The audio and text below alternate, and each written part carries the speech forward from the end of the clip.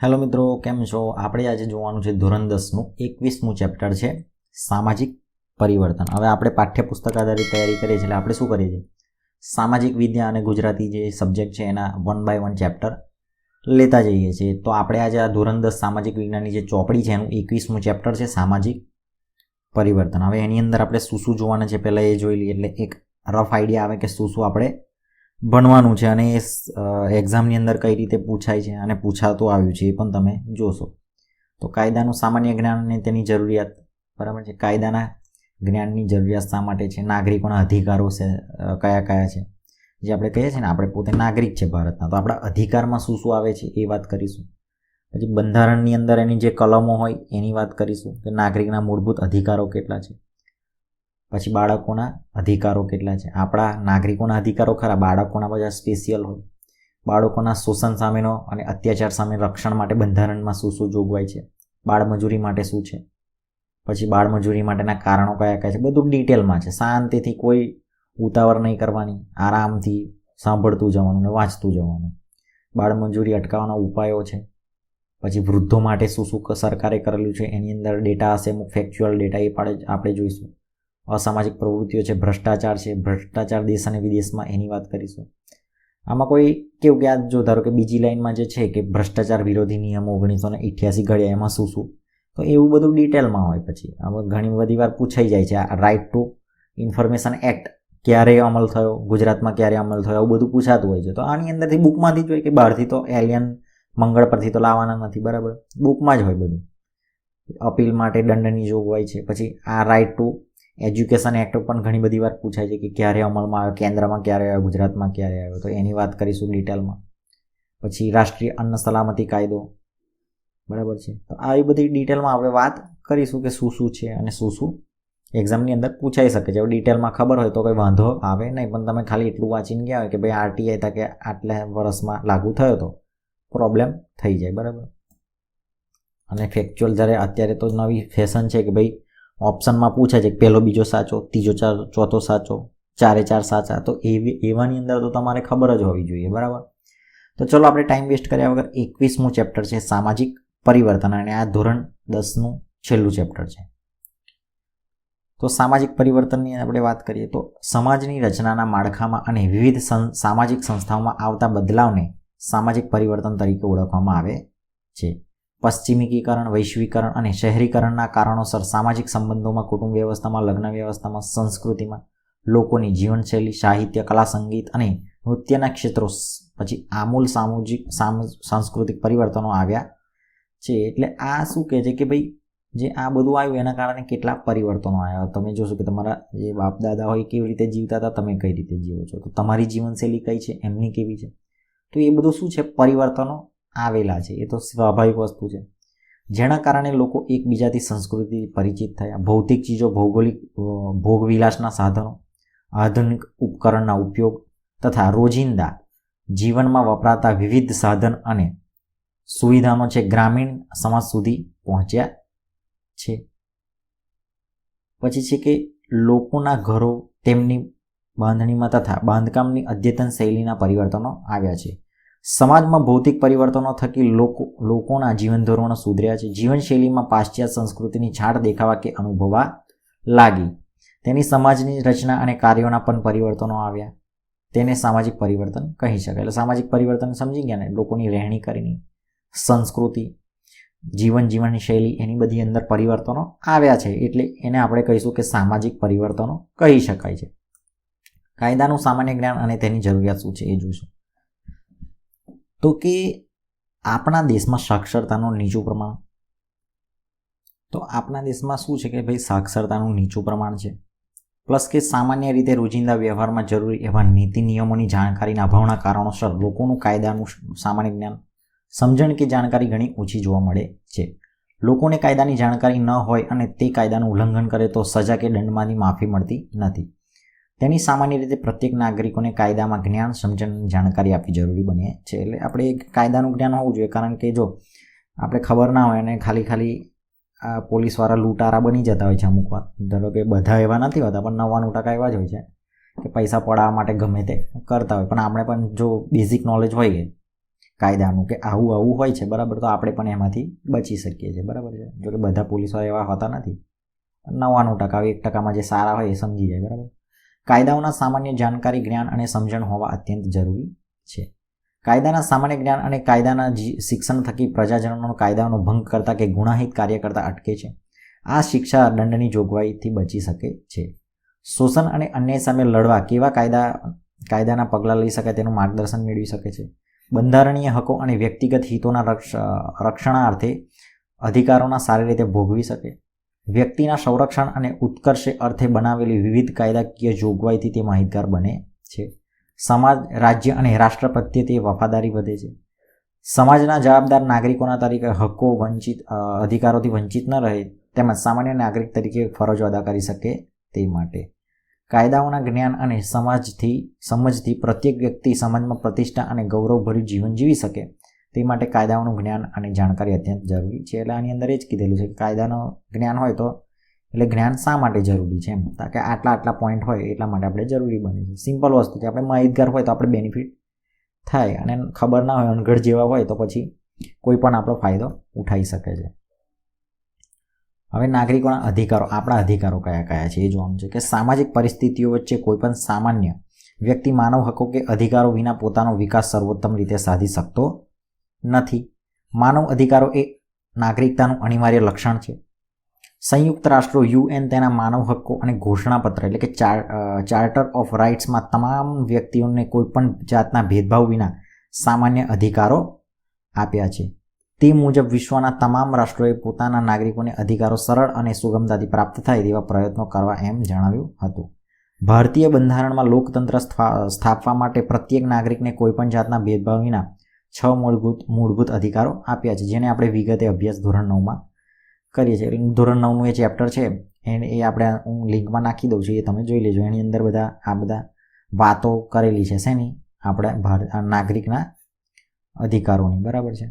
એ chapter આપણે already upload કરેલું છે, તેથી અહીં માત્ર તેનું સ્મરણ કરી લઈએ, એટલે એ જોઈ લેજો, બરાબર છે. આ પત્યા પછી અત્યારે તો આના પર જ ફોકસ કરો.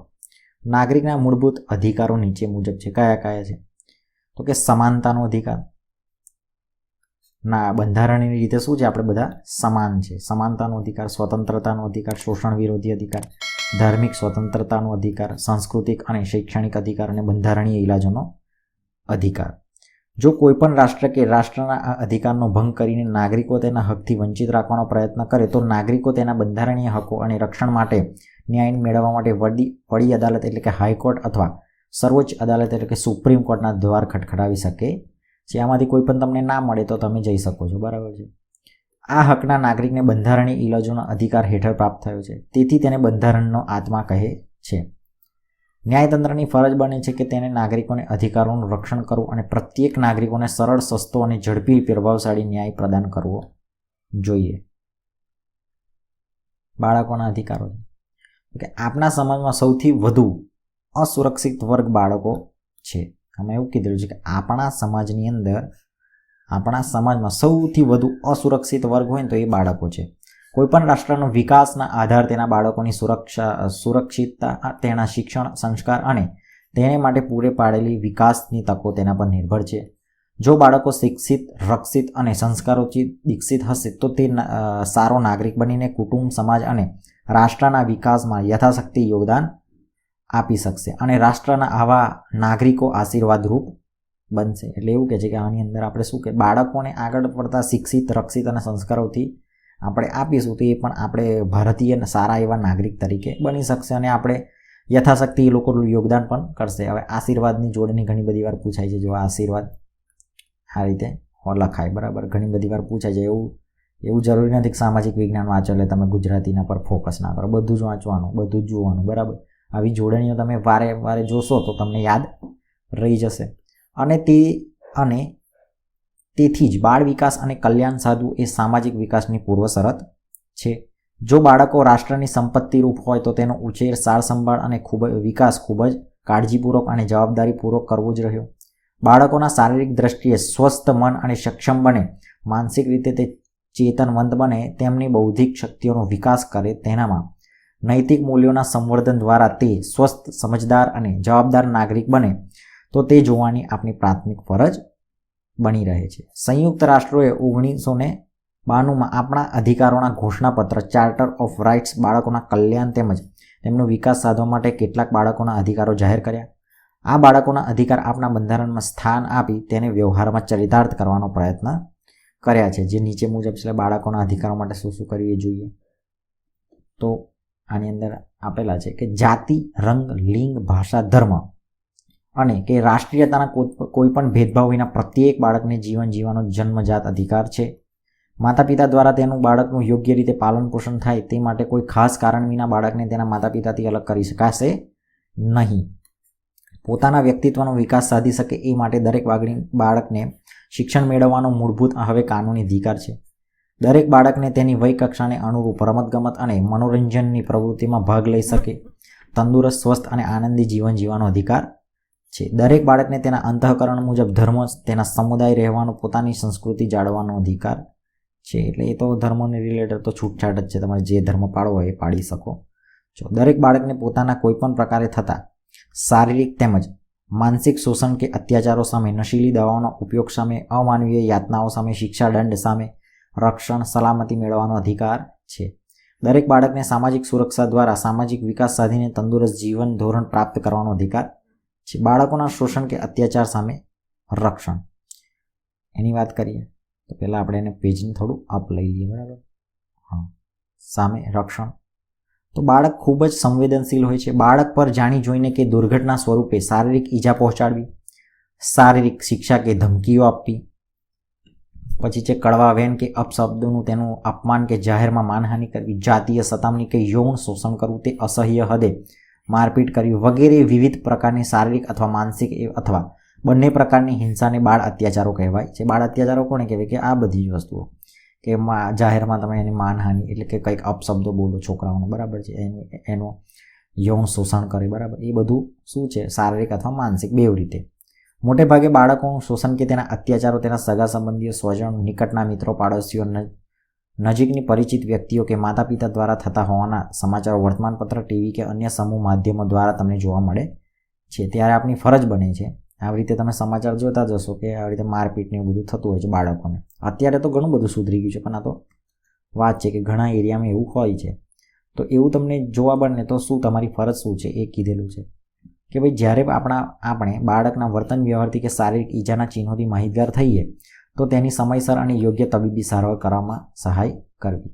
તમને આવું ગમે ત્યાં જોવા મળે શારીરિક ઈજાના ચિહ્નો કોઈ જોઈ જાવ તમે, તો એ આપણે શું કરવું જોઈએ કે તબીબી સારવાર કરવી જોઈએ. પ્લસ કે જો કોઈ મારપીટ કરતો હોય તો પોલીસમાં કમ્પ્લેન્ટ પણ કરી શકો છો. સામાન્ય રીતે શોષણ પીડિત બાળક ભય, ધમકી કે શરમ સંકોચના કારણે સામાજિક પ્રતિષ્ઠા ભંગ થવાના ડરે ઘટનાની જાણ માતા પિતાને કરતા સંકોચ કે ખચકાટ અનુભવીને માહિતી છુપાવે છે અને શોષણ સહન કર્યા કરે છે. તેથી આપણે માતા પિતાએ બાળકોના વિશ્વાસનો સંપાદન કરી સત્ય હકીકતોના આધારે સામાજિક ડરને ગણકાર્યા વિના જવાબદારોને સજા મળે તે માટે સત્વરે કાનૂની રાહે પગલાં ભરવા જોઈએ. આવા શોષણ કે અત્યાચારોનો ભોગ બનીને બાળકો પ્રત્યે સમાજ અને મિત્રો દ્વારા ધૃણા કે તિરસ્કાર અવગણના કર્યા વિના તેમની પ્રત્યે હૂંફ, પ્રેમ અને આપણી સંવેદના પ્રગટ કરીને સ્વીકૃતિ અને સહાનુભૂતિ પાઠવવી જોઈએ. એ કરેલું છે. એટલે શું આમાં કે એવું આપણે બહુ ચિંતા કર્યા વગર જે થયું હોય એ કમ્પ્લેન કરવી જોઈએ એવું કે છે. હવે બાળમજૂરીની વાત છે અને ઉપેક્ષિત બાળકો. બાળમજૂરી કે એ વૈશ્વિક સમસ્યા છે અને પ્રત્યેક દેશમાં વણથંભી ચાલે છે, જેના પર સત્વરે કાબુ પામવો જ રહ્યો. એટલે એના પર સત્વરે શું કરવું પડે, કાબુ મેળવવાનો ટ્રાય કરવો જોઈએ. 14 વર્ષથી ઓછી ઉંમરના શ્રમિક બાળમજૂર કે બાળ શ્રમિક કહેવાય. એટલે કે બાળમજૂર કોને કહેવાય પહેલાં તો કે 14 વર્ષથી નાની ઉંમરનો કોઈ પણ કામ કરતો હોય તો એને બાળમજૂરમાં ગણી શકાય. યુનિસેફના અહેવાલ મુજબ સંગઠિત અને અસંગઠિત ક્ષેત્રે કામ કરતા બાળ શ્રમિકોની સંખ્યા કુલ વસ્તીના પ્રમાણમાં બહુ જ વિશ્વમાં સૌથી વધુ ભારતમાં જોવા મળે છે. એટલે આ એક ખરાબ વાત કહેવાય કે ભારતની અંદર સૌથી વધારે જોવા મળે છે. કયા બાળમજૂરી તમે જોતા હશો, ચાની લારી હોય, પછી કોઈ નાની એવી ફેક્ટરી હોય, કચરા ઉપાડવામાં આવા બધા બાળમજૂરો લગાડતા હોય છે, બરાબર. પંચરની દુકાને આ બધે, તો આ બધા શું છે, બાળમજૂર કહેવાય. ભારતીય અર્થતંત્રમાં બધા જ ક્ષેત્રોમાં બાળમજૂરી વિપુલ પ્રમાણમાં જોવા મળે છે. તેમજ હોટલો, ફેક્ટરીઓ, બાંધકામના ક્ષેત્રમાં, જોખમી વ્યવસાયોમાં જોવા કે ફટાકડાના વ્યવસાયમાં કે ઈંટોના ભઠ્ઠામાં, કૃષિ ક્ષેત્ર સાથે સંકળાયેલા કાર્યોમાં, ખેતમજૂર, પશુપાલન કે મત્સ્ય ઉછેર જેવી પ્રવૃત્તિઓમાં જોવા મળે છે. એ તો તમે જોતા જશો કઈ કઈ જોવા મળે છે, તો કંઈ કહેવાની જરૂર નથી, એ તો જોવા મળે જ છે. અને સેવા ક્ષેત્રોમાં ઘર નોકર, ચાના લારી ગલ્લામાં, હોટલો કે ઢાબામાં, ગેરેજોમાં, લારી ખેંચવી, અખબારોના વેચાણમાં, પ્લાસ્ટિક કે ભંગાર વીણવા જેવા કાર્યોમાં ભીખ માગતા કે રસ્તા પર સાફ સફાઈના કામો કરતા જોવા મળે છે. આ તમે જોઈ જશે, સિગ્નલ પર ઊભા રહો ને એટલે આવી જ જાય, બરાબર છે. હવે ખબર નહીં આપણા ગુજરાતની અંદર તો આ લુખાઓ કઈથી આજ ખબર જ નથી પડતી યાર. ખરેખર તો એ લોકો બહારથી આવતા હોય એવું લાગે છે, કે ગુજરાતની જે જનતા છે એ આવું બધું મને નથી લાગતું કે કોઈ ભીખ માગતા હોય નાના નાના છોકરાઓ, બરાબર. ગમે તે લોકો ગરીબ એમના મા બાપ હોય પણ એમને ભણાવતા જ હોય, પણ આ બહારની પ્રજા આવી જાય છે આપણા ગુજરાતમાં ભીખ માગવા, એટલે એ લોકોનું પ્રમાણ વધતું જાય છે. મને પર્સનલી એવું લાગે છે, બાકી શું છે ખબર નહીં, બરાબર. તમને શું લાગે તમે કોમેન્ટ કરી શકો છો. બાળમજૂરી માટેના કારણો કયા કયા છે, કે આવું શા માટે? તો કે ઉપરોક્ત ક્ષેત્રોમાં બાળમજૂરીની સ્થિતિ અત્યંત દયજનક છે. આ સ્થિતિ જ બાળ અપરાધીને જન્મ આપતું એક જવાબદાર કારણ છે. બાળમજૂરી મજબૂરીવશ કરવાના પાછળના કારણો ઘણા છે, જેમ કે ગરીબી, માતા પિતાની નિરક્ષરતા, કુટુંબનું મોટું કદ, કૌટુંબિક જરૂરિયાતોને પહોંચી વળવા કુટુંબની આવકમાં બાળમજૂરી કરીને આવક વધારવાના પ્રયાસ રૂપે કુટુંબના પુખ્ત સભ્યોની બેકારી,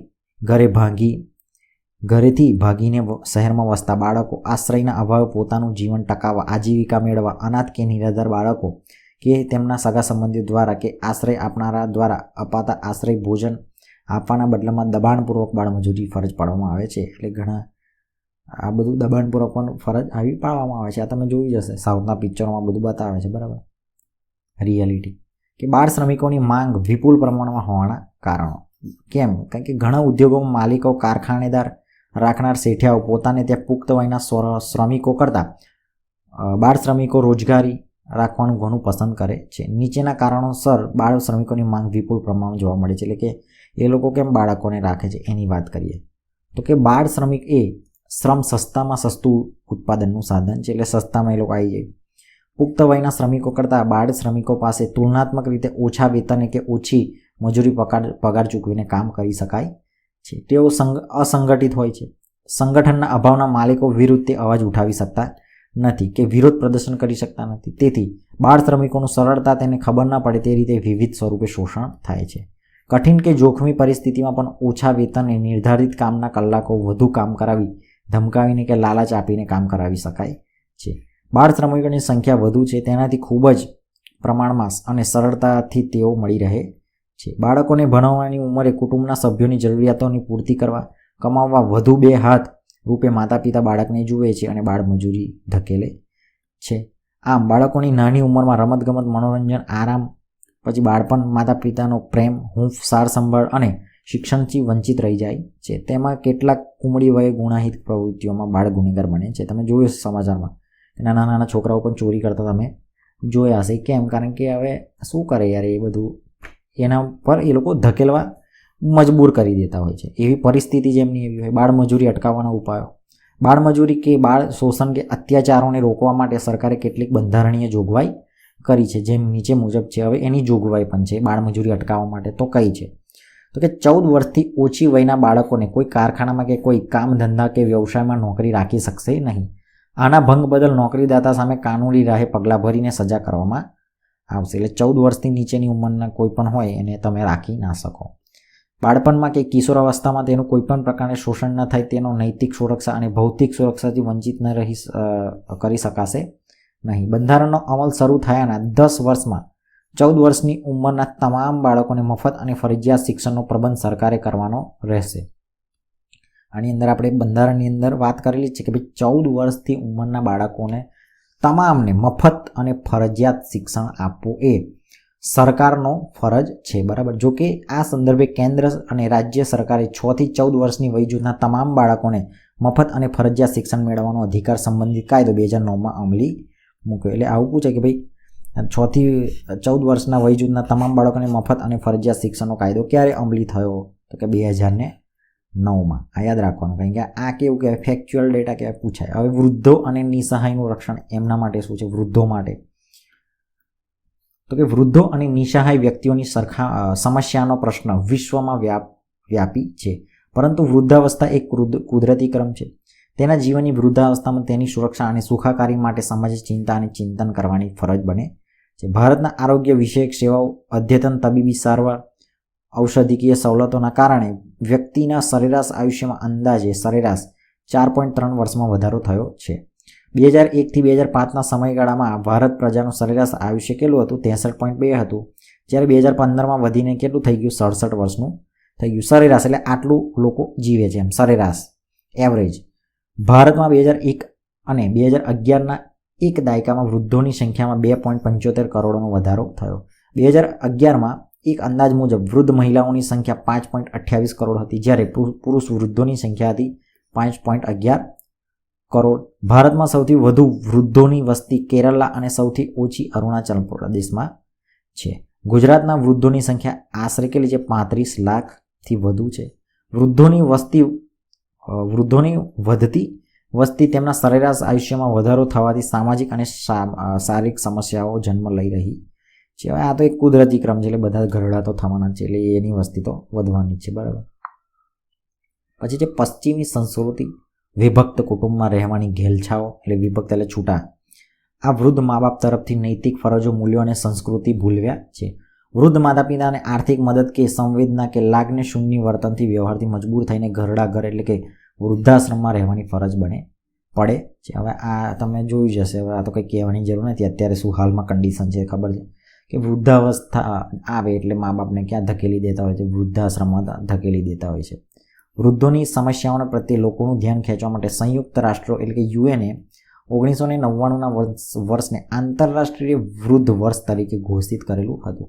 આખું વર્ષ જ્યારે આવી રીતે જાહેરાત કરેલી હોય તો ખાસ યાદ રાખવાનું, કારણ કે આવું પૂછાય કે આંતરરાષ્ટ્રીય વૃદ્ધ વર્ષ કયા વર્ષમાં જાહેર કરેલું છે? એ તો 1999માં તરીકે ઘોષિત કર્યું હતું. તેમજ પ્રત્યેક વર્ષ તારીખ 1 ઓક્ટોબરના દિવસને વિશ્વ વૃદ્ધ દિન તરીકે આંતરરાષ્ટ્રીય સ્તરે ઉજવવામાં આવે છે. ક્યારે? 1 ઓક્ટોબર. ક્યારે? 1 ઓક્ટોબર, બરાબર છે. એ શું કહેવાય? વિશ્વ વૃદ્ધ દિન. પછી જે વૃદ્ધો અને નિસહાયનું વ્યક્તિઓનું રક્ષણ અને સલામતી સંદર્ભે સરકારે લીધેલા પગલાઓ નીચે મુજબ છે. કયા કયા સરકારે લીધેલા પગલાઓ છે એ ખાસ જોવાના, કારણ કે એમાંથી ફેક્ચ્યુઅલ ડેટા પૂછાય. વૃદ્ધો અંગે રાષ્ટ્રીય નીતિ 1999 કેન્દ્ર સરકાર દ્વારા અમલમાં આવી. તે અન્ય વૃદ્ધોને પેન્શન અને આર્થિક સહાય આપવામાં આવી. દાખલા તરીકે ઇન્દિરા ગાંધી રાષ્ટ્રીય વૃદ્ધ પેન્શન યોજના અને અટલ પેન્શન યોજના વૃદ્ધોને આપવામાં આવે છે. શું છે? પેન્શન આપવામાં આવે. સિનિયર સિટીઝન માટે સ્કીમ હેઠળ વૃદ્ધોને બેંક કે પોસ્ટ ઓફિસમાં મૂકેલી ડિપોઝિટ પર વધુ વ્યાજની સવલત. બસ, રેલવે કે હવાઈ મુસાફરોમાં પુરુષ સ્ત્રીઓની ટિકિટના દરમાં 30થી 50% સુધીની રાહત આપવામાં આવે છે. કોને? સિનિયર સિટીઝનને. રાજ્ય સરકારે પ્રત્યેક જિલ્લામાં એક સુવિધાયુક્ત ઘરડા ઘર ખોલેલા છે. આવા પ્રત્યેક જિલ્લામાં સુવિધા માટે શું છે? સુવિધાયુક્ત ઘરડા ઘર ખોલેલા છે પ્રત્યેક જિલ્લામાં. છે કે નહીં ખબર નહીં. શહેરોમાં વૃદ્ધો માટે અલગ બગીચાઓ ખુલ્લા મૂક્યા. વૃદ્ધાશ્રમોમાં સંગીત, યોગ, રમત જગત કે માનસિક ક્ષમતા વધે તેવી પ્રવૃત્તિઓ દ્વારા જીવનમાં શાંતિના સ્થાપવાના પ્રયત્નો કરેલા છે. એટલે સરકારે આવા પ્રયત્નો કરેલા છે. વૃદ્ધોની સુરક્ષા અને સલામતી માટે તથા ઘરેલું હિંસા અને શોષણ કે અત્યાચારોનું રક્ષણ આપવામાં સરકારે માતા પિતા અને સિનિયર સિટીઝન સાર સંભાળ કલ્યાણ સંબંધી કાયદો 2007માં અમલમાં મૂકેલો છે. કાયદો છે 2007નો. એ શું છે કે જેના અન્યવે વૃદ્ધોને હેરાન કરતા કે સંતાનોને સજા કે દંડની જોગવાઈ કરેલી છે. એટલે આ કાયદા હેઠળ જો કોઈ સંતાનો પોતાના માતા પિતાને હેરાન કરતા હોય તો એમને દંડ કરવાની જોગવાઈ કરેલી છે. વૃદ્ધોની સાર સંભાળની જવાબદારી કાયદેસર રીતે કુટુંબીજનોની સગાની પર લાદવામાં આવી છે. એ તો સીધી વસ્તુ છે. તમારા મા બાપ હોય તો તમારે જ એની કાળજી રાખવી જોઈએ. તો એમાં લાદવામાં આવી ને એ તમારી ફરજ જ છે, બરાબર. તથા સંતાનો પાસેથી કાયદેસર રીતે ભરણ પોષણ મેળવવાને તેઓ હકદાર બન્યા છે. એટલે જો કોઈ વ્યક્તિ એ પોતાના માતા પિતાને કાઢી નાખે અને કેસ કરે તો ભરણ પોષણ આપવું પડે એમના છોકરો હોય એને, બરાબર છે. કેન્દ્ર સરકારે વિશિષ્ટ યોગદાન બદલ પ્રૌઢોને સન્માનિત કરવાનો કાર્યક્રમ અમલમાં મૂકેલો છે. હવે અસામાજિક પ્રવૃત્તિઓ કઈ કઈ છે? તો કે સમાજમાં કાયદા દ્વારા પ્રસ્થાપિત નિયમોને આધીન ન હોય તેવી વ્યક્તિ કે સમૂહને પ્રતિબંધિત પ્રવૃત્તિઓ કે વર્તણૂકને અસામાજિક પ્રવૃત્તિઓ તરીકે ગણવામાં આવે છે. એટલે અસામાજિક એટલે કઈ કઈ પ્રવૃત્તિઓ જોવાનું. તો કે ભાઈ સમાજમાં કેટલીક અપરાધ્યજન્ય પ્રવૃત્તિઓ જે અસામાજિક કે પ્રતિબંધિત પ્રવૃત્તિઓ આપણે જોવા મળે છે. એટલે કે સામાજિક રીતે આપણે એને ગુણો ગણતા હોય એવી કેવી, જેવી કે ખૂન હોય, ચોરી હોય, અપહરણ હોય, લૂંટફાટ હોય, છેતરપિંડી, બળાત્કાર, છળકપટ અને સાયબર ક્રાઇમ જેવી જેને વગેરેને શું કહેવાય? બ્લુ કોલર અપરાધ કહે છે. બીજી બાજુ સમાજમાં લાંચ, રૂશ્વત, ભ્રષ્ટાચાર, કરચોરી, સંગ્રહખોરી, ભેળસેળ, કાળાબજાર, જમીનના દબાણો, બિન અધિકૃત કબજો લેવો વગેરે વ્હાઇટ કોલર અપરાધ છે. એટલે આમાં પણ જુઓ તમે, બ્લુ કોલર અને વ્હાઇટ કોલર અપરાધો અલગ અલગ છે. બ્લુમાં કયા કયા? આ બધા છે: ખૂન છે, ચોરી છે, અપહરણ, લૂંટફાટ, છેતરપિંડી, બળાત્કાર, છળકપટ, સાયબર ક્રાઇમ, આ બધી. અને વ્હાઇટ કોલર પણ અપરાધ છે. પાછા કયા કયા? કે લાંચ, રૂશ્વત, ભ્રષ્ટાચાર, કરચોરી, સંગ્રહખોરી, ભેળસેળ, કાળાબજાર, જમીનના દબાણો, આવી બધી. એ કે વ્હાઇટ કોલર, આપણે વ્હાઇટ કોલર જોબ કહીએ ને એવી રીતે આ બધું વસ્તુ છે, બરાબર. એટલે આ પણ ખાસ યાદ રાખવાનું, કારણ કે આવું બધું આ કેવા ફેક્ટ કહેવાય કે થોડા ગમ્મતવાળા કહેવાય, એટલે આવા બધા પૂછાઈ જાય કદાચ. હવે ભ્રષ્ટાચારની વાત કરીએ. આ તો કેવું છે કે આ તો બધે જ હોય જ છે, બરાબર. ભ્રષ્ટાચાર, તો ભ્રષ્ટાચાર એ વૈશ્વિક દૂષણ છે. વિશ્વ બેંક વ્યાખ્યા આપે છે કે તે મુજબ શું કહે છે? વિશ્વ બેંક શું કહે છે કે ભ્રષ્ટાચાર એટલે સાર્વજનિક હોદ્દા કે પદનો વ્યક્તિગત લાભ લેવા માટે ઉપયોગ કરે તે. આમ ભ્રષ્ટાચાર એ પદ અને સત્તાના દુરુપયોગથી જન્મે છે. ભારતીય સમાજના કેટલાક જાહેર અને ખાનગી ક્ષેત્રોમાં ભ્રષ્ટાચાર વ્યાપક રીતે જોવા મળે છે. ભ્રષ્ટાચાર આચરનારા બંને આપનારા અને લેનારા કાનૂની રીતે ગુનેગાર છે અને તે સજાને પાત્ર છે. સજાને પાત્ર છે, પણ કોઈ કશું કરતું નથી. આ એક્ઝામોની અંદર પેપર ફોડનારા કેટલા બધા પકડાય છે, ભ્રષ્ટાચાર જ કહેવાય. પણ એ કોઈ પકડાય છે, કશું કોઈ પકડાતું નથી, બરાબર. આ બધું હોય છે. હવે આ બધું ભ્રષ્ટાચાર દેશ અને વિદેશમાં, તો વર્તમાન સમયમાં ભ્રષ્ટાચાર વિશ્વના અનેક દેશોમાં વધતા ઓછા પ્રમાણે વ્યાપેલો છે. ભ્રષ્ટાચારનું આચરણ વિવિધ સ્વરૂપે જોવા મળે છે, જેમાં મુખ્યત્વે જોઈએ કે રોકડની લેવડ દેવડ, ભેટ સોગાદો, કિંમતી આભૂષણો, ચીજવસ્તુઓ, વિદેશી પ્રવાસ સ્વરૂપે, પક્ષપાતી વલણ, નિર્ણયમાં લાગવક, સગાવાદ કે હિતાર્થીઓની તરફેણ કરવી વગેરે સ્વરૂપમાં જોવા મળે છે. એટલે આ એની વાત કરેલી છે. ભ્રષ્ટાચારના અર્થતંત્ર અને સમાજ પર વિપરીત અસર પડે છે. એ જોઈએ શું છે. તો કે સમાજમાં ભ્રષ્ટાચારી આચરણ થકી નૈતિક મૂલ્યો અને સામાજિક નીતિ નિયમોનું ધોરણ નીચું છે. અર્થતંત્રમાં કાળા નાણાંની સમસ્યા ઉદ્ભવે છે, જે રાષ્ટ્રના વિકાસને અવરોધે છે. રાજ્યના કાયદાઓ, ન્યાય પ્રણાલી, સત્તા અને વહીવટ પરથી લોકોના વિશ્વાસ ઘટે છે. પ્રાથમિક વ્યક્તિ હતાશા અને નિરાશા અનુભવે છે.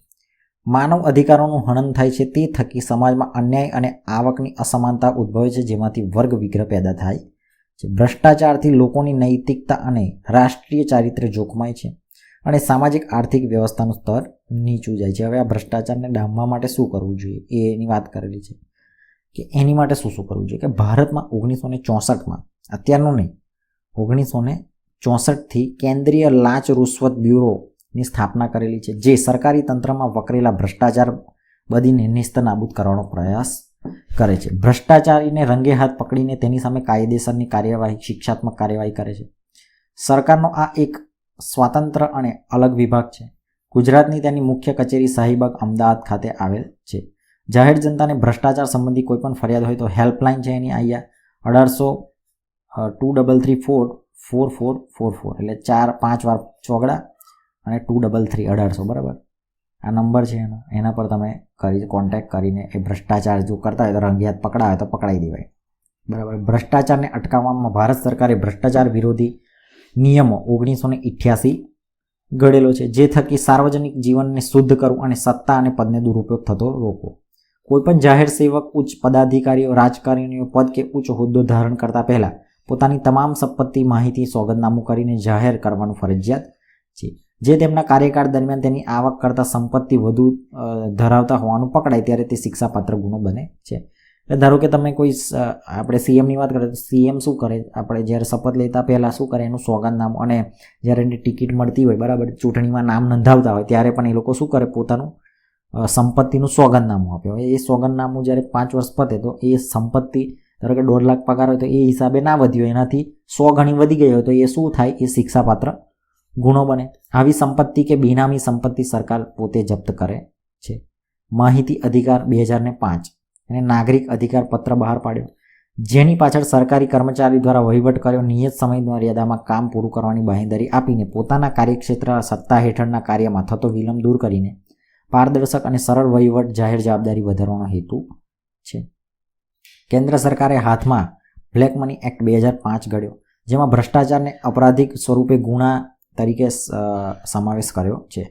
આ ઉપરાંત તેમાં ફેમા એટલે કે ફોરેન એક્સચેન્જ મેનેજમેન્ટ એક્ટ કાયદાની તથા મની લોન્ડરિંગ એક્ટ તેમજ કસ્ટમ એક્ટની ધારા 132માં સુધારો કર્યો. લોકપાલ અને લોકાયુક્તની નિમણૂક કરીને કાળું નાણું શોધવા અને ભ્રષ્ટાચાર ડામવાના નક્કર પ્રયાસો કરેલા છે.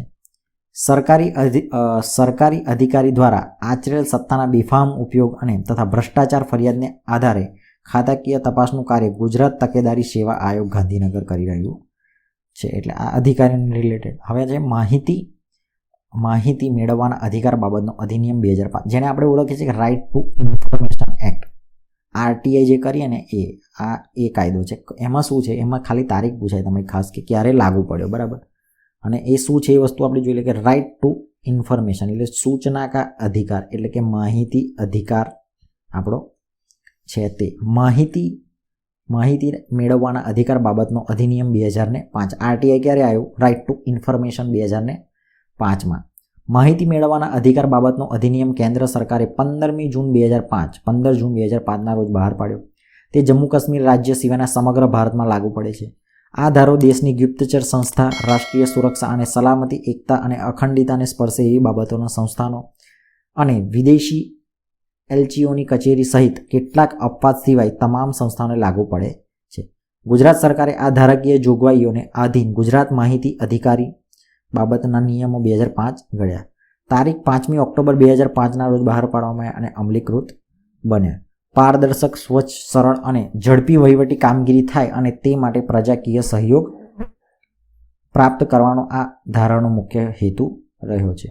આ ધારાકીય જોગવાઈ હેઠળ કોઈપણ નાગરિક તેના અટકાયેલા કાર્યો અંગે, યોજનાઓના અમલીકરણ અંગે, પ્રજાલક્ષી કાર્યોની સફળતા સ્થિતિ અંગે સંબંધિત વિભાગના ઉપરી અધિકારીનો પ્રશ્ન પૂછીને માહિતી મેળવી શકે છે. એટલે કોઈ પણ માહિતી તમારે મેળવવી હોય તો આ કાયદા અંતર્ગત તમે મેળવી શકો છો. આ ક્યારે આવ્યો? તો કે ભાઈ 15મી જૂન 2005માં રાઇટ ટુ ઇન્ફોર્મેશન એક્ટ, બરાબર.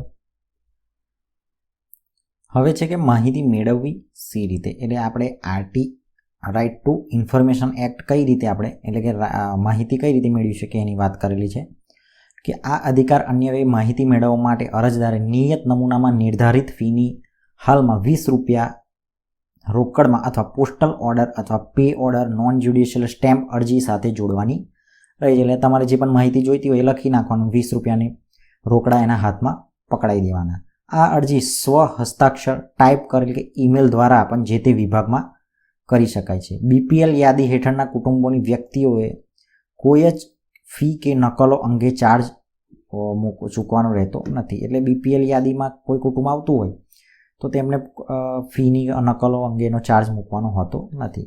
માહિતીની અરજીમાં કયા કારણોસર માંગી છે તેના કારણો જણાવવાની જરૂર નથી. અરજી મળ્યાની પહોંચમાં નમૂનામાં જે તે મદદનીશે જાહેર માહિતી અધિકારી APIO અરજી ક્રમાંક ID નંબર પાડીને અરજદારને નકલ આપશે.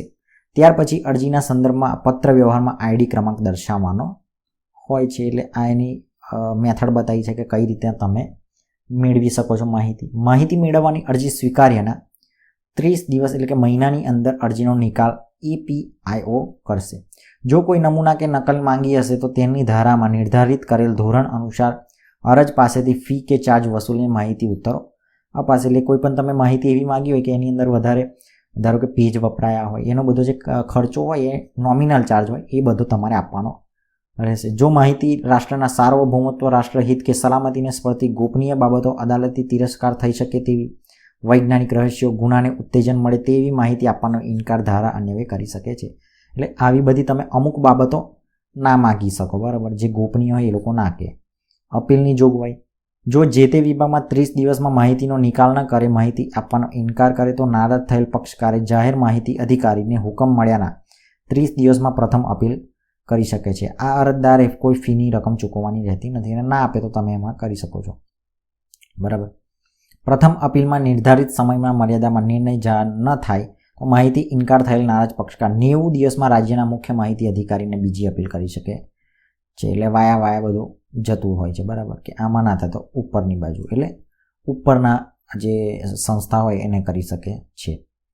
પછી છે કે ભાઈ દંડની જોગવાઈ, કોઈ પણ માહિતી અધિકારીને વાજબી કારણો વિના માહિતી આપવાનો ઇનકાર કરે, બદ ઇરાદાથી માહિતી છુપાવે, જાણીબૂજીને અધૂરી કે ખોટી અને ગેરમાર્ગે દોરતી માહિતી આપે કે માહિતીનો નાશ કરે તેવા કિસ્સામાં માહિતી વિલંબ બદલ જેટલા દિવસ વિલંબ થયો હોય તેટલા દિવસ દીઠ નિયત રકમ મુજબ જે તે દોષિત માહિતી અધિકારીને થાય છે. માહિતી અધિકારીના કાયદાના ઉપયોગ અંગે તથા વિશેષ જાણકારી અને માર્ગદર્શન મેળવવા માટે દેશની સૌપ્રથમ હેલ્પલાઇન નંબર છે આ નંબર છે એ તમારે મોબાઈલમાં સેવ કરી લો તો કરી લો કે તમારે કોઈ પણ માહિતી જોઈતી તો આની અંદરથી કઈ રીતે મેળવવી એ બતાવી શકે છે. 9924085000 પરથી જાહેર રજાના દિવસો સિવાય કામકાજના સમય દરમિયાન જાણી શકાય છે. વધુમાં આ ધારા અને નાગરિક અધિકાર પત્ર ઘોષિત થયું છે, જેનાથી જે તે કચેરીના કામના નિકાલની પહેલેથી સમય મર્યાદા નક્કી કરી દેવામાં આવેલી છે. તેથી અરજીનું સંદર્ભે શું સ્થિતિ છે તે જાણી શકાય છે. ગુજરાત સરકારે કોમન સર્વિસ પોર્ટલ સેવા શરૂ કરી છે, જેના પરથી નાગરિક 28 જેટલી સેવાઓ સંદર્ભે ઓનલાઈન અરજી, દસ્તાવેજોની ચકાસણી, પેમેન્ટ જેવી સુવિધા અને અરજીની તારીખ સ્થિતિ 24/7 એટલે કે 365 દિવસ 24 કલાક 7 દિવસ જાણી શકે છે. ભ્રષ્ટાચારોને જાણવા આ એક ક્રાંતિકારી અધિનિયમ છે, એટલે બહુ મસ્ત છે. પણ આની તમે જોશો તો આનો પ્રચાર બહુ નહીં થાય, કારણ કે આ શું છે એ સરકારની એક દુખતી નસ કહેવાય. કારણ કે RTE હેઠળ તમે રાઇટ ટુ ઇન્ફોર્મેશન હેઠળ તમે કોઈ માહિતી માગો અને એમાં હકીકત જ એ લોકોએ બતાવવી પડે, એવું ખોટું ના કહી શકે. ધારો કે તમે એવું કહો કે ભાઈ ગુજરાત સરકારે કેટલી 2022માં કેટલી રોજગારી આપી છે, તો એ સાચા ડેટા આપવા પડે એ લોકોએ, બરાબર છે. બાળકોને મફત અને ફરજિયાત શિક્ષણના હકના કાયદો 2009 RTE 2009. આ શું છે કે બાળકોને શિક્ષણ માટેનો કાયદો છે. તો કેન્દ્ર સરકારે 2009 સાલમાં બાળકોને મફત અને ફરજિયાત શિક્ષણના અધિકારોને કાયદો અમલમાં મૂક્યો. જે કાયદા અનુસાર ગુજરાત સરકારે 18 ફેબ્રુઆરી 2012ના રોજ બાળકોને મફત અને ફરજિયાત શિક્ષણ હકના નિયમોને 2012 જાહેર કર્યા. એટલે એવું પૂછાય કે ભાઈ કેન્દ્ર સરકારે ક્યારે RTE એટલે રાઇટ ટુ એજ્યુકેશનનો એક્ટ ક્યારે પસાર કર્યો? તો 2009માં. એ લોકોએ 9માં અને આપણે 12માં, એટલે આપણે થોડા લેટ છે. આ કાયદો શા માટે? ભારતીય બંધારણના 86માં સુધારા મુજબ 6થી 14 કયો સુધારો છે? 86મો. વર્ષની વય જૂથના તમામ બાળકો માટે પ્રાથમિક શિક્ષણ મફત અને ફરજિયાત બનાવવામાં આવ્યું છે. બાળકોની માનવીય ક્ષમતાઓ, શારીરિક, માનસિક અને સર્વાંગી વિકાસ અર્થે જરૂરી શિક્ષણની તકો ઊભી કરવાની દિશામાં તથા ગુણવત્તાસભર પ્રાથમિક શિક્ષણની માંગને પહોંચી વળવાની દિશામાં આ કાયદો એક આગવું કદમ છે. આની વાત કરીએ ડિટેલમાં તો આ કાયદામાં બાળકોના શિક્ષણ અને આરોગ્યને ધ્યાનમાં રાખીને શાળાકીય શૈક્ષણિક સવલતો અને ભૌતિક સુવિધાઓના ચોક્કસ માપદંડો નિર્ધારિત કર્યા છે અને તેની મુજબ વર્ગખંડ, પ્રયોગખંડ, ચોખ્ખું પીવાનું પાણી, વીજળી, મધ્યાહન ભોજન વ્યવસ્થા, ગુણવત્તા, શિક્ષકોની લાયકાત અને નિમણૂકના ધોરણો, શાળાને આર્થિક સહાય રૂપે અપાતા અનુદાનની જોગવાઈ નિર્ધારિત કરવામાં આવેલી છે. તેમાંની કેટલીક નીચે મુજબ છે. એટલે આની અંદર શું શું છે એ નીચે મુજબ છે. કઈ કઈ વાતો છે એ જોઈએ. આ કાયદામાં 6 થી 14 વર્ષની ઉંમર ધરાવતા દરેક બાળકને તેના રહેઠાણ નજીકમાં હોય એવી શાળામાં પ્રવેશ આપવો. ઉંમરના આધારે પુરાવા રૂપે જન્મનું પ્રમાણપત્ર ન હોય તો કારણોસર કોઈને પ્રવેશ આપવાનો ઇનકાર કરી શકાતો નથી. એટલે જન્મનું પ્રમાણપત્ર ના હોય તો પણ એવું નથી કે તમને એડમિશન ના મળે, મળી જ જાય, બરાબર. એ કારણ નથી કે તમને એડમિશન ના મળે. એટલે કોઈ કહેતું હોય એવું કે ભાઈ જન્મનું પ્રમાણપત્ર નથી એટલે તમને એડમિશન નહીં મળે, તો એને એક ધોલ મારી દેવાની, બરાબર.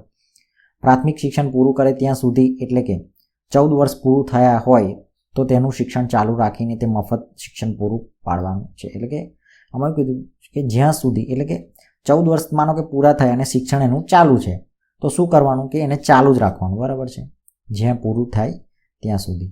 પ્રવેશ આપતી વખતે ઉંમર 6 વર્ષની હોવી જોઈએ અને તેને જન્મનો દાખલો ન હોય તો પણ હોસ્પિટલ રેકોર્ડ હોય મા બાપની બાળકના ઉંમરના સંબંધિત સોગંદનામાને આધારે પ્રવેશ આપવાનો હોય છે. શાળામાં કોઈ પણ જાતના ભેદભાવ વગર પ્રવેશ આપવાનો આદેશ છે. પ્રવેશ સમયે દાન કે કેપિટેશન ફી સ્વરૂપે કે અન્ય ડિપોઝિટ સ્વરૂપે અન્ય ફી પેટે કોઈ પણ રકમ લઈ શકાતી નથી. પ્રવેશ સમયે બાળક કે માતા પિતાનો ઇન્ટરવ્યૂ લઈને પ્રવેશ આપવો. માતા પિતાની આવક અને શૈક્ષણિક લાયકાત કે યોગ્યતાના આધારે પ્રવેશ પરીક્ષાને લઈને પ્રવેશ આપી શકાશે નહીં. પણ ઘણી બધી તમે જોશો ને તો પ્રાઇવેટમાં આવું બધું ધંધા ચાલે છે, પણ આવું વસ્તુ ના હોય કે તમે મા બાપની આવક હોય, શૈક્ષણિક લાયકાત હોય, એના આધારે પ્રવેશ ના આપી શકો, બરાબર છે. પણ એવી હાઈફાઈ જે સ્કૂલો હોય છે એમાં આવું બધું હોય છે. 3 થી 5 વર્ષની વય જૂથના બાળકોના શિક્ષણ માટે પ્રી સ્કૂલો એટલે કે બાળ મંદિરના શિક્ષણ, અભ્યાસક્રમ અને પાઠ્યક્રમ મૂલ્યાંકન તેમજ અને તેમના શિક્ષકો માટે ખાસ તાલીમ અંગેના નિયમો સૌપ્રથમ ઘડીને ક્રાંતિકારી પગલું ભરીને નર્સરી કાયદા હેઠળ આવી લીધેલો છે. નબળા વર્ગોના પછાત વર્ગો એટલે કે ST અને SCમાંથી અભ્યાસ અર્થે પ્રવેશ વાંચુકો બાળકોને તેમની કાયદામાં દર્શાવેલી ઓળખના આધારે BPL યાદી પરના કુટુંબના બાળકોને સરકાર માન્ય ખાનગી પ્રાથમિક શાળામાં ધોરણ 1માં વર્ગની કુલ ક્ષમતાથી 25%ની મર્યાદામાં ફરજિયાત પ્રવેશ આપવાની આદેશાત્મક જોગવાઈ આ કાયદામાં કરવામાં આવેલી છે. એટલે કોઈ પણ પ્રાઇવેટ સ્કૂલ હોય એમાં 25% જે હોય એ એસટી એસસીના અને બીપીએલ યાદીમાં જે લોકો સમાવિષ્ટ થતા હોય એ લોકોની રિઝર્વેશન કરેલી છે. શાળાના શિક્ષકો ખાનગી ટ્યુશનની પ્રવૃત્તિ કરી શકશે નહીં. આ ખરેખર બહુ વસ્તુ વિચારવા જેવી છે, કારણ કે અત્યારે શું કરે છે કે શાળાના જો શિક્ષકો પ્રાઇવેટ ટ્યુશન લેતા હોય ને તો એ કાયદાકીય રીતે માન્ય નથી, કારણ કે ટીચર પોતે શિક્ષક છે બરાબર છે સ્કૂલમાં અને પાછો ટ્યુશન લે છે, તો એ માન્ય નથી.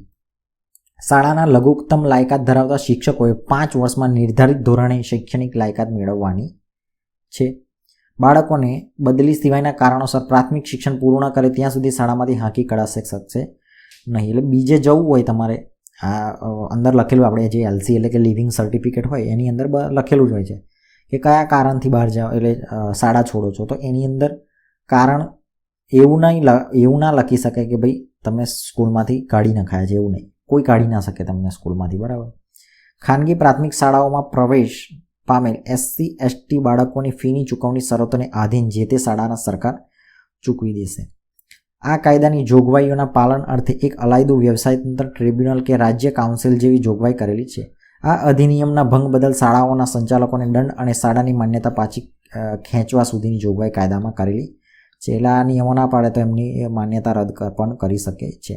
રાષ્ટ્રીય અન્ન સલામતી કાયદો 2013 એટલે કે RTF 2013 એ શું છે એ જોઈએ તો અન્ન સુરક્ષા એટલે કે દરેક વ્યક્તિ માટે બધા જ માટે સમયે સક્રિય અને સ્વસ્થ જીવન માટે પૂરતા પોષણક્ષમ આહારની પ્રાપ્તિ. કેન્દ્ર સરકાર દ્વારા 5 જુલાઈ 2013ના રોજથી આ એક વિધેયક અમલમાં આવેલું છે. અન્ન સલામતી વિધેયકની જરૂરિયાતો અને હેતુઓ શું શું છે એ જોવાનું છે. તો દેશની વધતી જતી વસ્તીના અનાજની કુલ માંગને સંતોષવા માટે તેમજ દરેક સમયે પૂરતા પ્રમાણમાં સસ્તા દરે ગુણવત્તાસભર અનાજ પૂરું પાડવું, બાળકોના કે પ્રજાના કુપોષણની સમસ્યાઓ નિવારવા માટે યોગ્ય પ્રબંધ કરવા, પોષણક્ષમ આહાર કુલ ઉત્પાદનમાં વધારાને પ્રોત્સાહન આપવું, જાહેર વિતરણ પ્રણાલી એટલે કે PDSને વધારે સુદૃઢ, પારદર્શક અને સરળ બનાવવા, અંત્યોદય યોજના અને BPL યાદીમાં નોંધાયેલ અગ્રીમ કુટુંબોને અન્ન સુરક્ષા પોષણક્ષમ આહાર રૂપે જરૂરી માત્રામાં રાહત દરે અનાજ ઉપલબ્ધ કરાવવામાં અને તેને આનુષંગિક બાબતોથી સરળતા મળી રહે તે માટે કરવામાં આવે છે. એટલે કે ST SC OBC અને આ જે BPL યાદીમાં સમાવિષ્ટ જે લોકો હોય એમને શું કરે, વાજબી ભાવની દુકાનમાં આપણે ઓછી કિંમતે અનાજ મળી રહે એટલા માટે આ કરેલું છે. ગર્ભવતી સ્ત્રીઓ હોય, સ્તનપાન કરાવતી માતાઓ એટલે ધાત્રી માતાઓ કહેવાય એને પોષણક્ષમ માત્રામાં અનાજની જરૂરિયાત સહાય કરવા માટે એ બધું લખેલું છે વિધેયકમાં. કેટલીક ધારાકીય જોગવાઈની આપણે વાત કરીએ એટલે કે કાયદાકીય રીતે કે આ ધારા હેઠળમાં અન્નપૂર્ણા યોજના મુજબ શહેર કે ગ્રામીણ વિસ્તારના જરૂરિયાતમંદ મધ્યમ વર્ગના ગરીબ કુટુંબોને વ્યાજબી ભાવથી અનાજ પૂરું પાડવામાં આવે છે. તે મુજબના રાજ્યના અંત્યોદય કુટુંબને પ્રતિમાસ 35 કિલોગ્રામ અનાજ મફતમાં પૂરું પાડવામાં આવે છે. આ યોજના હેઠળના તમામ લાભાર્થીઓને અનાજ પેટે ઘઉં ₹2 પ્રતિ કિલો અને ચોખા ₹3 પ્રતિ કિલો અને મોટું જાડું અનાજ ₹1 પ્રતિ કિલોના ભાવ સમયસર નિયત માત્રામાં ગુણવત્તાસભર અનાજ જાહેર વિતરણ પ્રણાલી PDS હેઠળ નિયત શરતોને આધીન પૂરું પાડવામાં આવે છે. ગર્ભવતી સ્ત્રીઓને પ્રસૂતિ સમયે સહાય રૂપે કે 6000 રકમ છે એ કેન્દ્ર સરકાર દ્વારા ચૂકવવામાં આવે છે. આ વિધેયક હેઠળ રાજ્ય સરકાર દ્વારા લાભાર્થીઓને ભોજન કે અનાજના બદલામાં અન્ન સુરક્ષા ભથ્થું મેળવવા હકદાર બનાવી શકે છે. આ ધારા મુજબ ગુજરાત સરકાર અંત્યોદય અને BPL પરિવારોને દર માસે ખાંડ,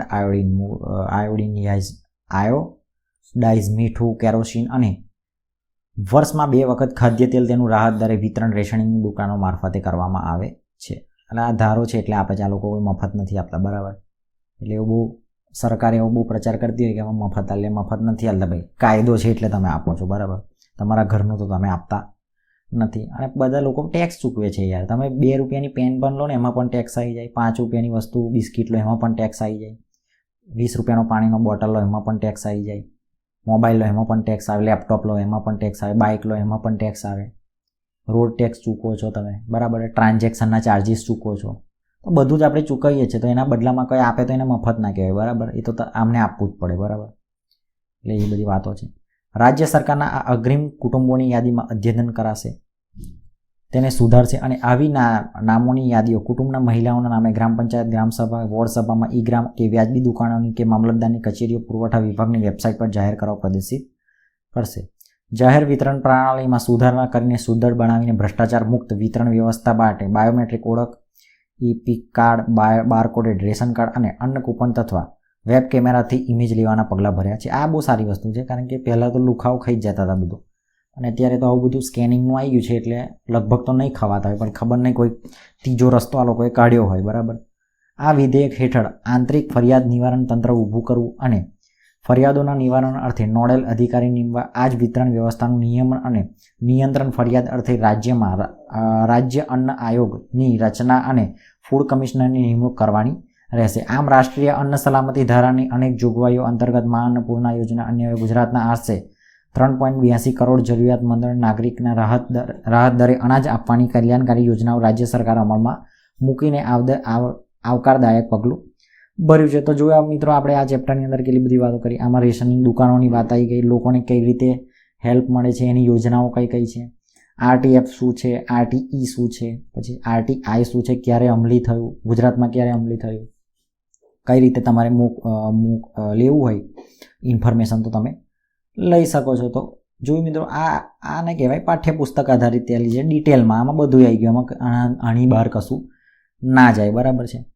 તો જો આવી જ રીતે તમારે તૈયારી કરવી હોય તો ચેનલને સબસ્ક્રાઈબ કરી શકો છો. અને આવી જ રીતે આપણે દરેક ધોરણના સામાજિક વિજ્ઞાન હોય, ગુજરાતી હોય, બરાબર, આવા દરેક સબ્જેક્ટને 1 by 1 મૂકતા રહીએ છીએ. તો બસ તમે સપોર્ટ કરવા માગતા હોય ચેનલને સબસ્ક્રાઈબ કરો, એ જ આપણો તમારો સપોર્ટ રહેશે. મળીશું નેક્સ્ટ વિડીયોમાં.